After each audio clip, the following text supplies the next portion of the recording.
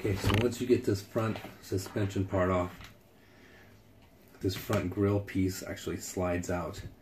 Once you've got all these screws taken out, you could slide this out. It comes out fairly hard. Just slides out just like that. Okay.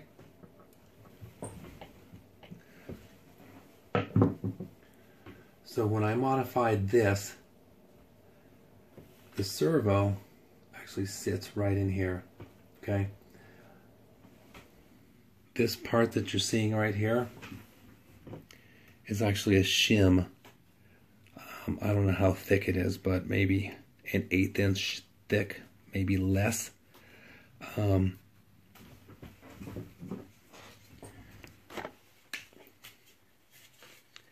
When this piece slides in, it slides in really tight against the bottom of this. And if there's not a shim in there, that servo is going to be really loose. So I put this shim in here to take up space. So when I slid this bottom piece on,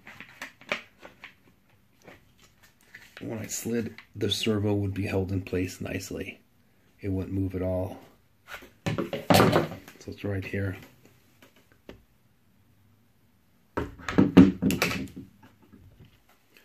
Okay, so before I go on any further,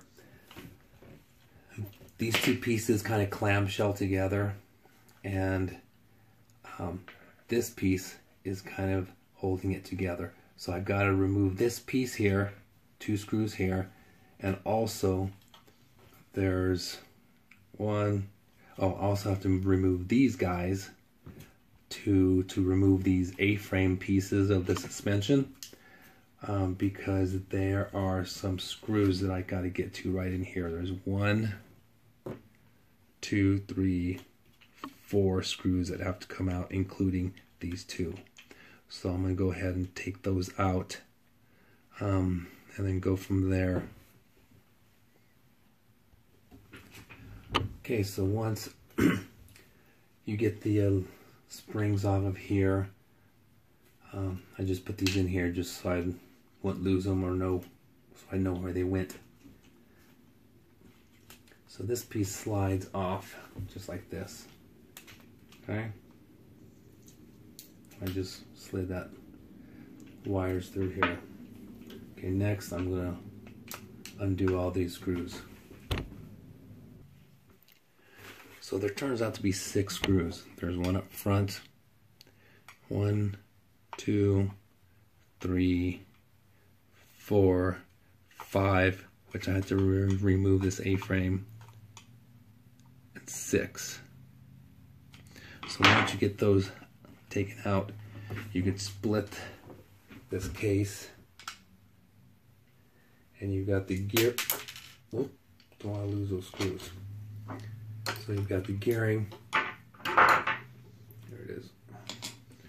So that exposes the gearing. So here's the servo piece right here.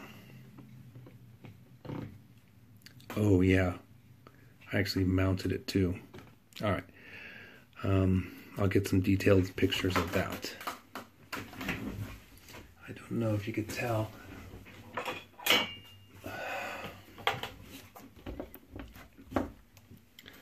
So the bottom tabs of the servo I actually cut off.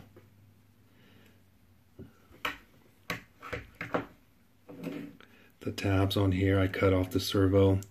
The top tabs I needed to mount it to the frame. So you could see I got 2 screws on the servo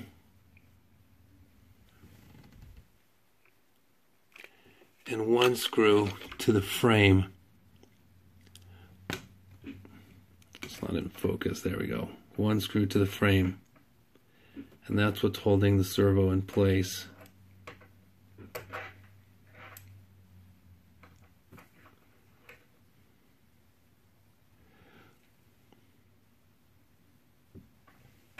So as far as the servo horn, Let me see.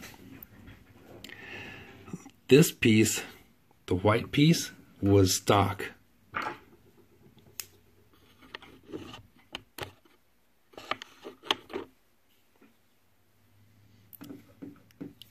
Try to zoom in. So this piece was stock, okay? This piece was, I think it was a stock piece as well. Hold on, let me think. Okay, so here's what I did.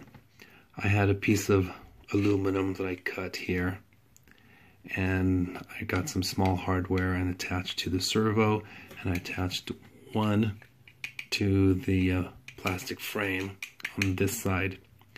So for the servo horn,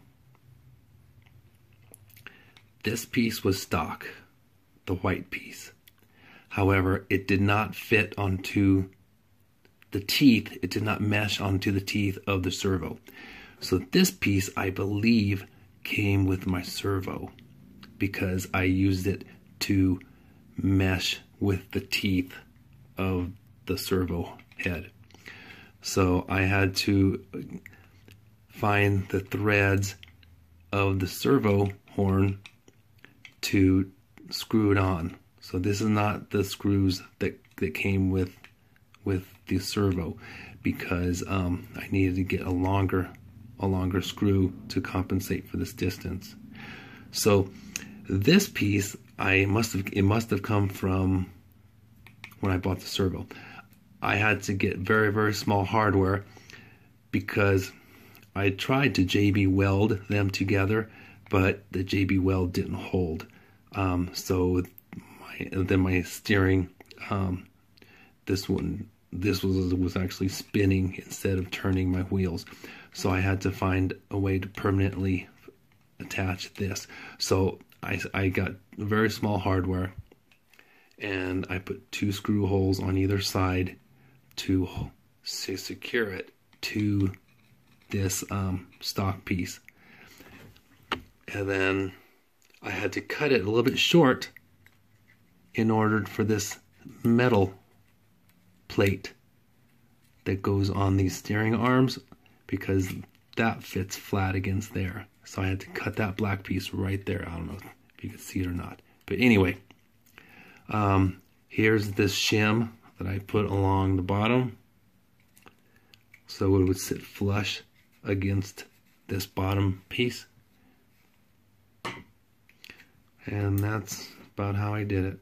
I'll try to get some close-in shots of this. So this is just a different view of the servo horn.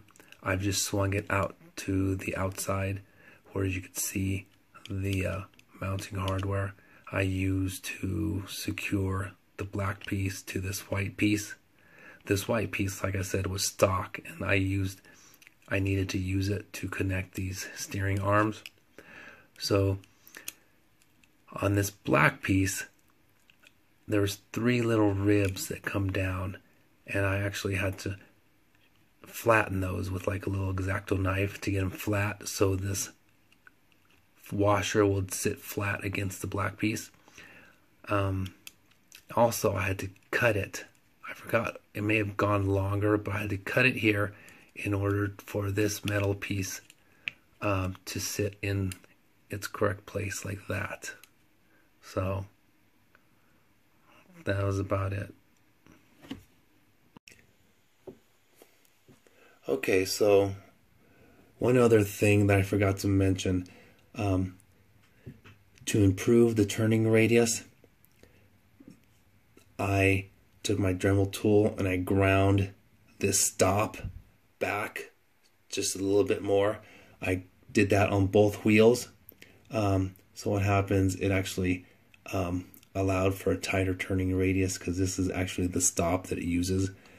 So it gained me a better turning radius by doing that. Obviously you don't want to grind too much or you'll grind off that thing totally.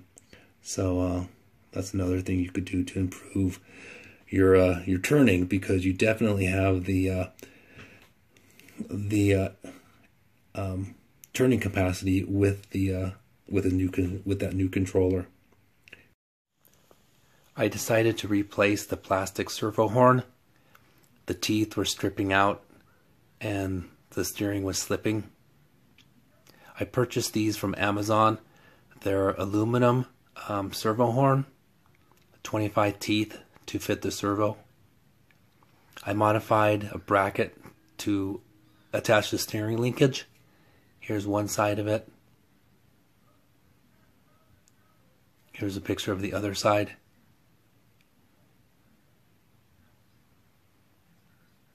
And here's a photo of it installed on the Hummer. Works a lot better than the old plastic one.